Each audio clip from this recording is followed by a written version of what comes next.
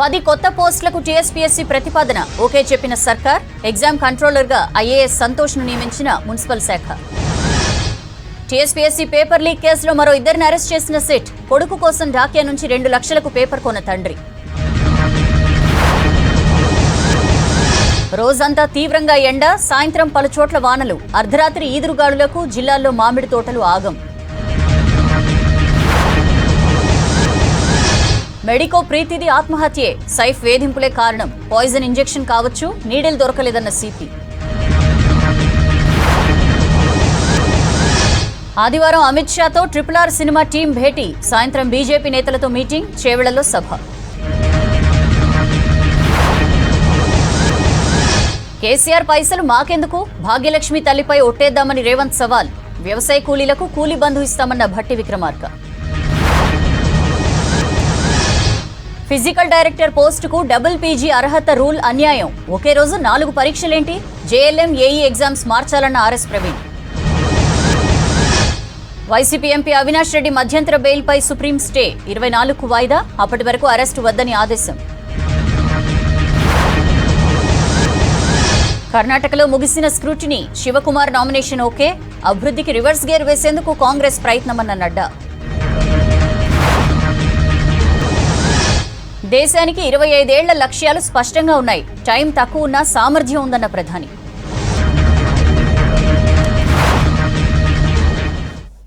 Details చూద్దాం. టీఎస్పీఎస్సీలో కొత్త పోస్టులు మంజూరు చేస్తూ సర్కార్ నిర్ణయం తీసుకుంది. టీఎస్పీఎస్సీ ప్రతిపాదించినట్లుగా 10 కొత్త పోస్టులకు అనుమతి ఇచ్చింది. కంట్రోలర్ ఆఫ్ ఎగ్జామినేషన్ పేరుతో కీలక పోస్ట్ క్రియేట్ చేసింది. టీఎస్పీఎస్సీ ఎగ్జామినేషన్ కంట్రోలర్గా ఐఏఎస్ సంతోష్ను నియమిస్తూ ఉత్తర్వులు జారీ చేసింది రాష్ట్ర ప్రభుత్వం.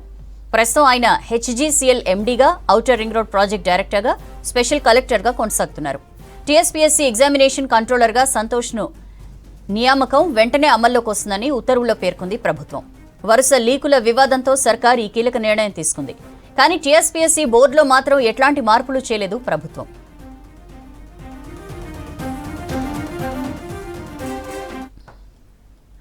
టీఎస్పీఎస్సీ పేపర్ లీక్ కేసులో మరో 2 అరెస్ట్ అయ్యారు. కేసుకు సంబంధించి మహబూబ్ నగర్ కు చెందిన మైసయ్య, ఆయన కుమారుడు జనార్దన్ ను సిట్ అరెస్ట్ చేసింది.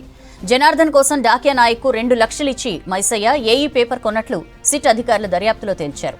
వికారాబాద్ ఎంపీడీఓ కార్యాలయంలో మైసయ్య టెక్నికల్ అసిస్టెంట్ గా పనిచేస్తున్నారు. దీంతో డాకియా నాయక్ తో ఆయనకు పరిచయం ఏర్పడింది. ఏఈ పేపర్ కోసం 6 లక్షలు ఇవ్వాలని మైసయ్యను డాకియా కోరాడు. అయితే 2 లక్షలు మాత్రమే డాకియా నాయక్ అకౌంట్ కు ట్రాన్స్ఫర్ చేశాడు. ఏఈ ఎగ్జామ్ పేపర్ను కొనుగోలు చేసినట్లు గుర్తించిన సిట్ అధికారులు వీరిద్దరిని అదుపులోకి తీసుకున్నారు. పేపర్ లీక్ కేసులో ఇప్పటివరకు మొత్తం 19 మందిని అదుపులోకి తీసుకున్నారు సిట్ అధికారులు.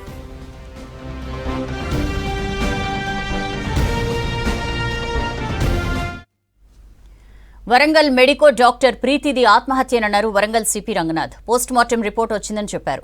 ఇంజెక్షన్ ద్వారా పాయిజన్ తీసుకున్నట్లు భావిస్తున్నామన్నారు. ప్రీతి ఆత్మహత్యకు సీనియర్ వైద్య విద్యార్థి సేఫ్ ప్రధాన కారణమన్నారు. వారం 10 రోజుల్లో ఛార్జ్షీట్ దాఖలు చేస్తామని చెప్పారు సిపి. దాన్ని ఏదో బుట్ట దాఖలేనా లేకపోతే ఏం లేదు. ప్రీతి కేసు ఆల్రెడీ పోస్ట్మార్టం రిపోర్ట్ వచ్చింది. సూసైడ్ థియరీకి సంబంధించిన దాన్ని బలోపేతం చేస్తూనే రిపోర్ట్ ఇచ్చారు. సో పాయిజనింగ్ అనేది వచ్చింది. మనకి పాయిజన్ తోటి అంటే డెత్ డ్యూ టు పాయిజనింగ్ అనమాట. సో ఇంజెక్షన్ తోటి అనేది ఎందుకంటే ఇక్కడ మనకి చూస్తే కనుక ఫెంటనిల్ అనేది అది ఏదైతే ఇంజెక్షన్ ఉన్నదో బాడీలో అది ఆ ట్రేసెస్ వచ్చింది అక్కడ ఏదైతే ఉన్నదో. సో అందుకోసం అది రిపోర్ట్లో కూడా మనకి అదే ఇచ్చినారు. సో దాంతో తాగటం అనేది కాదు, అక్కడ ఇంజెక్షన్ అడ్మినిస్టర్ చేసుకున్నట్టుగా ఇంజెక్షన్ ఉంది, సిరంజి ఉంది, నీడిల్ మనకి అక్కడ లేదు. నీడిల్ మరి అక్కడ పడేయటమా లేకపోతే ఇంకేమైనా జరిగిందా అనేది మనకి ఆ టైంలో జరిగిందనేది మనకి అది నీడిల్ ఒకటి లేదు కాబట్టి బట్ ఏమో దక్కిందంతా కూడా బాడీలో ట్రేస్ అవుతుంది. ఆ పరిస్థితులన్నీ కూడా అక్కడ చూపిస్తున్నాయి కాబట్టి నీడిల్ బహుశా ఏమైనా డస్ట్బిన్లో అక్కడ పడేసిందా ఏమనేది మనకు తెలియదు కాబట్టి 306 ఫస్ట్ నుంచి కూడా మనం చెప్పేది సైఫ్ 306 లోనే ఉండడానికి ఛాన్సెస్ ఎక్కువ ఉన్నాయని దాంతో మనం కేసు కూడా 306 లోనే పెట్టాము. సో దాన్ని ఆల్మోస్ట్ మాకు వచ్చినటువంటి పోస్ట్ మార్టం రిపోర్ట్ కూడా దాన్ని సపోర్ట్ చేసేటటువంటి విధంగానే ఉన్నారు. ప్రధానంగా మనం చూస్తే కనుక సైఫ్ అనే అతనే ప్రధానమైన కారణంగా వస్తుంది. టీఎస్పీడీసీఎల్ పరిధిలో ఏప్రిల్ 30న జరగనున్న జేఎల్ఎం, ఏఈ పరీక్షలను వారం వాయిదా వేయాలని డిమాండ్ చేశారు ఆర్ఎస్ ప్రవీణ్ కుమార్. ఒకటే రోజు ఒక అభ్యర్థి 4 పరీక్షలు ఎట్లా రాస్తారని ట్వీట్ చేశారు. వేలాది మంది నిరుద్యోగులు ఈ సమస్య ఎదుర్కొంటున్నా తెలంగాణ ప్రభుత్వానికి చీమ కుట్టినట్లు కూడా లేదంటూ ఫైర్ అయ్యారు.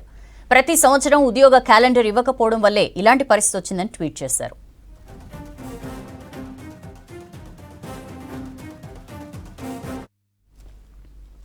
తెలంగాణ ప్రజలే మాకు బాసులు, మేం ఢిల్లీ పెద్దలకు గులాంగిరి చేయమన్నారు మంత్రి హరీష్ రావు. దేశంలో మార్పు కోసమే కేసీఆర్ బయలుదేరారన్నారు. ఇక ధాన్యం కొనుగోళ్లు వేగంగా జరుగుతున్నాయన్నారు మంత్రులు. కేంద్రం నుంచి రాష్ట్రానికి ఇచ్చిందేం లేదని విమర్శించారు.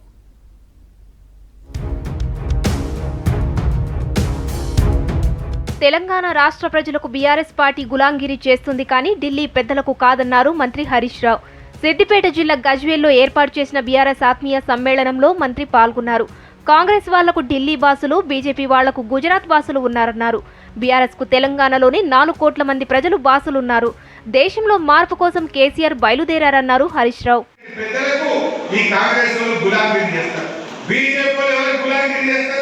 గుజరాత్ పెద్దలకు ఈ బీజేపీ గులాంగిరి చేస్తారు, కానీ గులాబీ పార్టీ తెలంగాణ ప్రజలకు గులాంగిరి చేస్తుంది, ప్రజల కోసం పనిచేస్తుంది.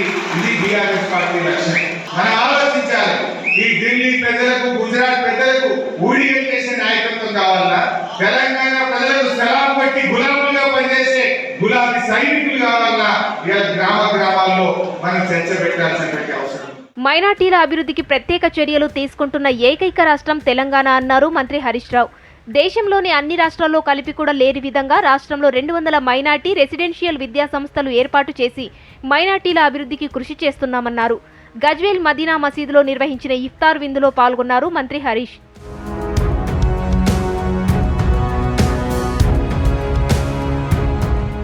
రాష్ట్ర వ్యాప్తంగా ధాన్యం కొనుగోలు వేగవంతమయ్యాయన్నారు మంత్రి జగదీష్ రెడ్డి. ఇప్పటి వరకు నల్లగొండ, నిజామాబాద్ జిల్లాల నుంచి ధాన్యం అధికంగా సేకరించామన్నారు. సూర్యాపేట నియోజకవర్గ పరిధిలోనే ఆత్మకూరు, ఎస్ మండలం కందగట్ల, గట్టికల్లు గ్రామాలలో ధాన్యం కొనుగోలు కేంద్రాలను ప్రారంభించారు మంత్రి జగదీష్ రెడ్డి.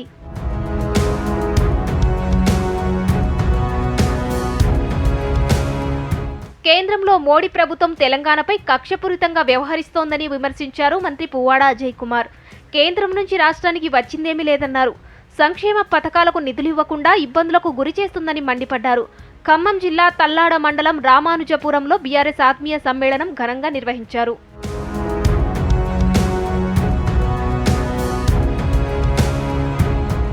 రాష్ట్ర వ్యాప్తంగా 1,00,000 మెట్రిక్ టన్నుల ధాన్యాన్ని సేకరించామన్నారు మంత్రి గంగుల కమలాకర్. 1131 కొనుగోలు కేంద్రాల ద్వారా 186 కోట్ల రూపాయల విలువైన ధాన్యాన్ని కొనుగోలు చేశామన్నారు. యాసంగి ధాన్యం కొనుగోలు ప్రారంభం కావడంతో రైతులకు ఇబ్బందులు లేకుండా చూడాలని అధికారులను ఆదేశించారు. రాష్ట్రంలో యాసంగి ధాన్యం సేకరణపై పౌర సరఫరాల ఉన్నతాధికారులతో సమీక్ష నిర్వహించారు మంత్రి గంగుల కమలాకర్. కేసీఆర్ కుటుంబ పాలనను తరిమి కొట్టాలన్నారు బీజేపీ లీడర్లు. రాష్ట్రంలో కాంగ్రెస్ పరిస్థితి 3 ముక్కలాటలా ఉందని విమర్శించారు. కాంగ్రెస్లో టికెట్లు ఇప్పించి గెలిపించే బాధ్యత కేసీఆర్ తీసుకుంటారన్నారు. 9 ఏళ్లలో దేశంలో ఏ మూలన కూడా ఉగ్రవాదుల జాడ లేకుండా మోడీ సర్కార్ చేసిందన్నారు బీజేపీ నేతలు.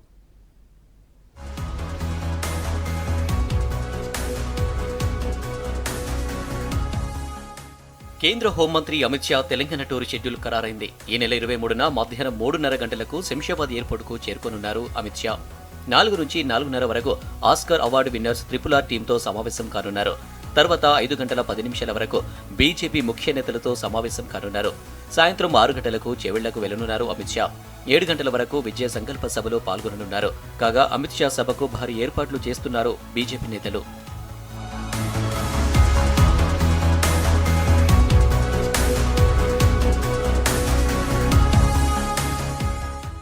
కేసీఆర్ కుటుంబ పాలనను తరిమికొట్టాలన్నారు కేంద్ర మంత్రి పురుషోత్తం రూపాల. మంచిర్యాల జిల్లా బెల్లంపల్లిలో చెన్నూరు నియోజకవర్గ శక్తి కేంద్రం ఇన్ఛార్జీల సమావేశం నిర్వహించారు. ఈ సమావేశానికి హాజరయ్యారు కేంద్ర మంత్రి పురుషోత్తం రూపాల. తర్వాత జ్యోతి ప్రజ్వలన చేసి శక్తి కేంద్ర ఇన్ఛార్జీలతో సమావేశం నిర్వహించారు. ఈ కార్యక్రమంలో బీజేపీ లీడర్లు, కార్యకర్తలు పాల్గొన్నారు.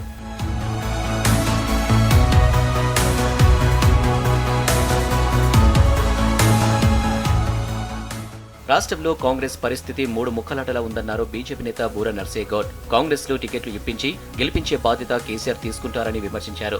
ఉమ్మడి నల్గొండ జిల్లాలో అడుగు పెట్టాలంటే రేవంత్ కు పార్టీ సీనియర్ల వీసా కావాలని ఎద్దేవా చేశారు. తెలంగాణలో వచ్చేది బీజేపీ సర్కారేనన్నారు బూర నర్సేగౌడ్.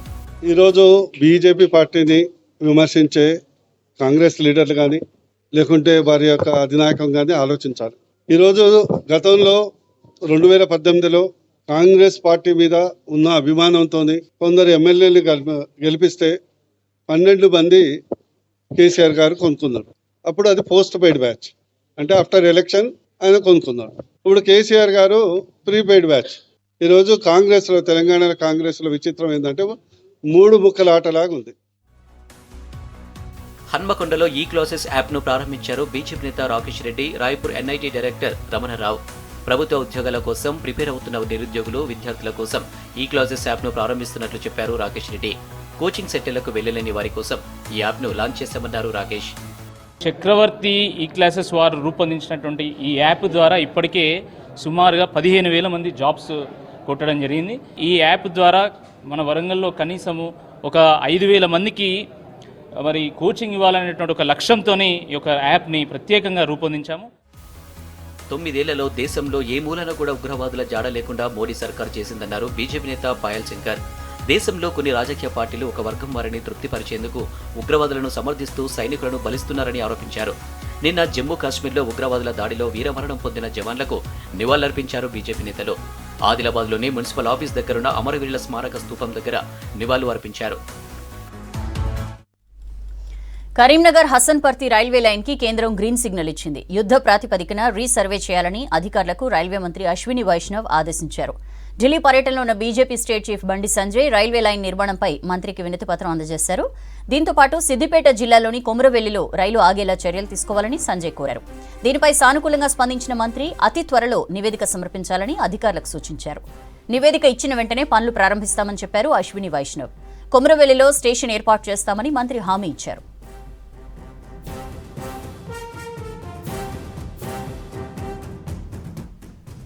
జమ్మికుంట రైల్వే స్టేషన్ అభివృద్ధి చేయాలని కోరారు బండి సంజయ్. టాప్ 100లో కరీంనగర్ రైల్వే స్టేషన్ కు చోటు కల్పించినందుకు ధన్యవాదాలు తెలిపారు. ఉత్తర తెలంగాణలో జమ్మికుంట రైల్వే స్టేషన్ కు ఎంతో ప్రాధాన్యత ఉందని, గత పాలకుల నిర్లక్ష్యం వల్ల అభివృద్ధికి నోచుకోలేదన్నారు బండి సంజయ్. దీనిపై సంబంధిత అధికారులతో చర్చించి నిర్ణయం తీసుకుంటామన్నారు అశ్విని వైష్ణవ్.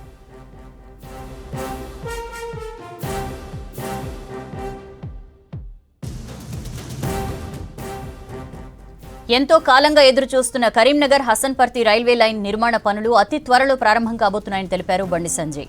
రాష్ట్ర ప్రభుత్వ నిర్లక్ష్యం వల్లే ఈ రైల్వే లైన్ నిర్మాణ పనులు ఆలస్యమయ్యాయని, దీనివల్ల ఇంతకాలం ఉమ్మడి కరీంనగర్, ఉమ్మడి వరంగల్ జిల్లాల ప్రజలు ఇబ్బంది పడ్డారని చెప్పారు.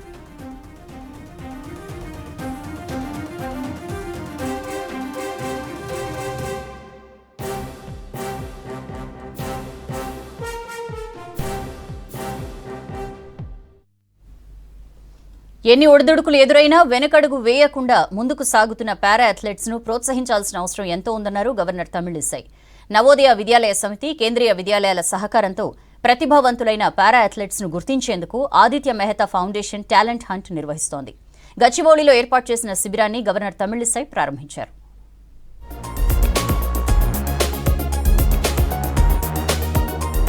పారా అథ్లెట్లను ప్రోత్సహించేందుకు ఏటా ఏర్పాటు చేసే టాలెంట్ హంట్ ట్రైనింగ్ క్యాంపును హైదరాబాద్లో ప్రారంభించారు గవర్నర్ తమిళిసై. నవోదయ, కేంద్రీయ విద్యాలయాల నుంచి పారా అథ్లెట్లు పాల్గొన్నారు. పారా స్పోర్ట్స్, పారా అథ్లెట్స్ను మరింత ప్రోత్సహించాలని ప్రధాని మోడీ సూచించినట్లు తెలిపారు గవర్నర్ తమిళిసై. సాధారణ పిల్లల కంటే దివ్యాంగులో ఆత్మవిశ్వాసం ఎక్కువన్నారు. స్పెషల్ నీడ్స్తో ఉన్న స్టూడెంట్స్ తమ టాలెంట్ను ప్రదర్శించేందుకు ఇలాంటి కార్యక్రమాలు ఎంతో అవసరమన్నారు. పారా ఒలింపిక్స్, ఏషియన్ గేమ్స్లో మరిన్ని మెడల్స్ తీసుకురావాలని క్రీడాకారులను ప్రోత్సహించారు గవర్నర్. పిల్లల్లోనే ఆత్మవిశ్వాసాన్ని చూస్తుంటే ఎంతో ఆనందంగా ఉందన్నారు ఏఎంఎఫ్ సంస్థ trustee Shilpa Reddy. Doing service to mankind is doing service to God, but doing service to children with special needs is God's satisfaction. God will be satisfied by the service done to these children, because these children need more. It is not sympathy, they need more support. And I have seen the confidence among them when they throw the javelin, when they throw the shot put, the confidence, then shooting, and cycling, the confidence I noticed among them, it is 100% more than the other children. So God has given you that power, that strength. So with that you can move forward. April 21 నుంచి 25 వరకు 5 రోజుల పాటు జరిగే ఈ talent హంట్లో అండర్-17 పారా అథ్లెట్లకు దాదాపు 20 గేమ్స్లో శిక్షణ ఇస్తున్నారు. పారా యూత్ ఏషియన్ గేమ్స్, యూత్ పారా ఒలింపిక్స్ వంటి జాతీయ, అంతర్జాతీయ టోర్నమెంట్లలో పాల్గొనేందుకు ట్రైన్ చేస్తున్నారు.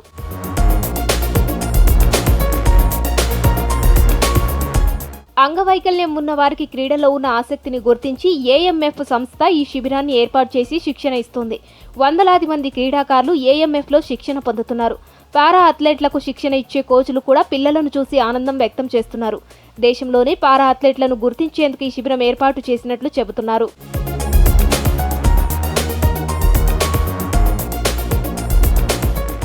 ఏఎంఎఫ్ సంస్థ ఏర్పాటు చేసిన శిక్షణ శిబిరం అందరి మన్ననలు పొందుతోంది. ఇక్కడ శిక్షణ పొందిన పారా అథ్లెట్లు ఇప్పటికే జాతీయ స్థాయిలో మెడల్స్ తీసుకువచ్చారు. అంతర్జాతీయ టోర్నమెంట్లలో పాల్గొనేందుకు రెడీ అవుతున్నారు. కర్ణాటకలో అన్ని పార్టీల ప్రచారం జోరుగా కొనసాగుతోంది. బీదర్లో బీజేపీ జాతీయ అధ్యక్షులు జేపీ నడ్డా భారీ రోడ్ షో నిర్వహించారు. ఇవాళ నామినేషన్ల పరిశీలన ముగిసింది. డీకే శివకుమార్ నామినేషన్ను ఆమోదించారు రిటర్నింగ్ అధికారులు. బీజేపీలో అసంతృప్తులను బుజ్జగించేందుకు మోడీ రంగంలోకి దిగారు.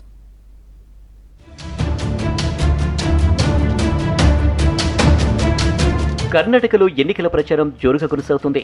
నిన్నటితో నామినేషన్ల ఘట్టం ముగిసింది. మొత్తం దాఖలైన 3,600 నామినేషన్లను ఇవాళ రిటర్నింగ్ అధికారులు పరిశీలించారు. రాష్ట్ర పీసీసీ అధ్యక్షుడు డీకే శివకుమార్ నామినేషన్ను ఎన్నికల అధికారులు అంగీకరించారు. డీకే శివకుమార్ను కనకపుర పోటీ నుంచి తప్పించేందుకు బీజేపీ ప్రయత్నాలు చేసిందని కాంగ్రెస్ ఆరోపించింది. శివకుమార్పై ఈడీ, ఐటీ సంస్థల ఆధ్వర్యంలో 19 కేసులు విచారణ దశలో ఉన్నాయి. ఎన్నికల అఫిడవిట్లో ఆస్తులు సమర్పించడంతో ఈడీ దర్యాప్తు చేస్తుందని ఊహాగానాలు వచ్చాయి. దీంతో ఆయన నామినేషన్ను తిరస్కరిస్తారని ప్రచారం జరిగింది. ప్రజలను బీజేపీ బ్లాక్మెయిల్ చేస్తుందని ఆరోపించారు డీకే శివకుమార్. విపక్ష రాష్ట్రాలను బీజేపీ వేధిస్తుందని ఆరోపించారు. బీజేపీ ఒత్తిళ్లన్నింటినీ తట్టుకుంటామన్నారు డీకే శివకుమార్. తాను ఎన్నికల అఫిడవిట్లో సమర్పించిన వివరాలన్నీ క్లియర్గా ఉన్నాయన్నారు డీకే శివకుమార్.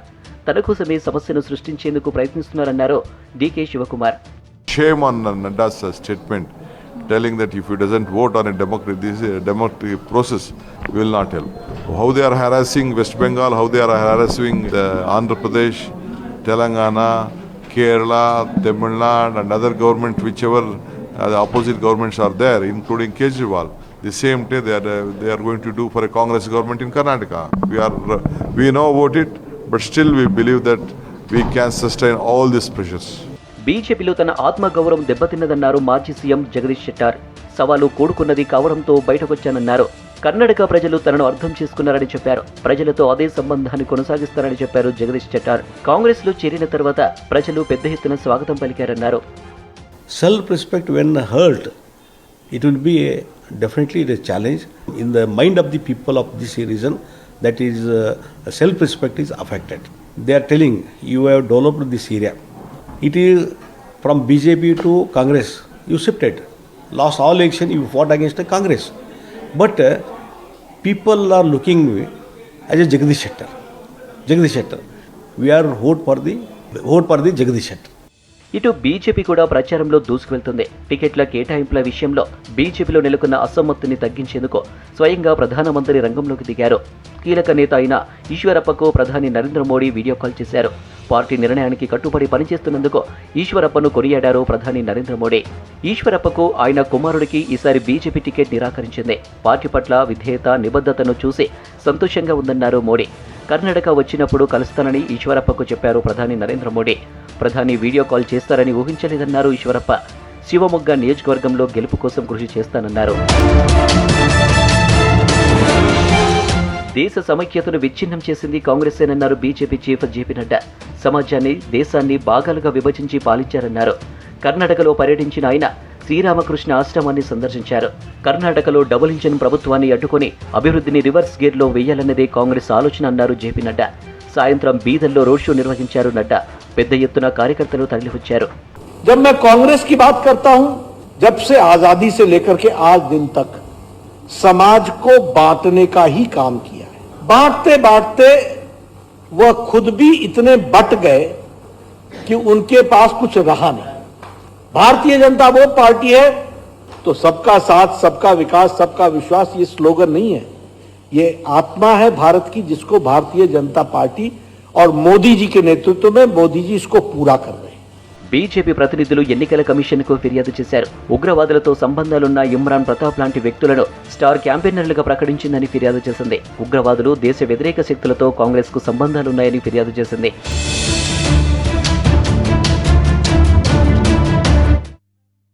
డిజిటల్ చెల్లింపుల్లో భారత్ మొదటి స్థానంలో ఉందన్నారు ప్రధాని మోడీ. మొబైల్ డేటా చౌకగా లభించే దేశాల్లో భారత్ ఒకటన్నారు.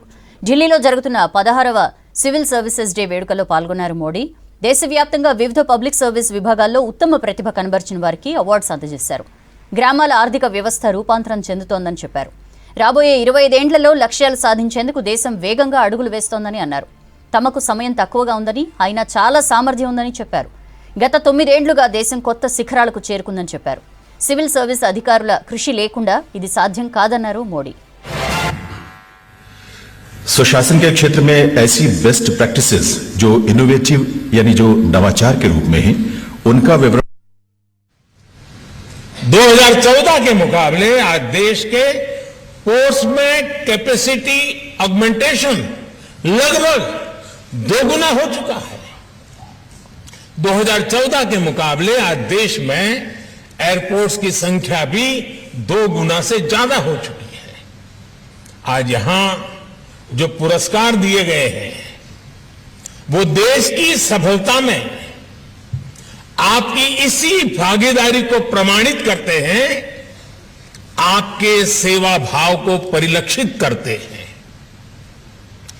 मैं सभी पुरस्कृत साथियों को फिर एक बार बहुत बहुत बधाई देता हूं। बीते वर्ष 15 अगस्त को मैंने लाल किले से देश के सामने पंच प्राणों का आह्वान किया है. That's all for now.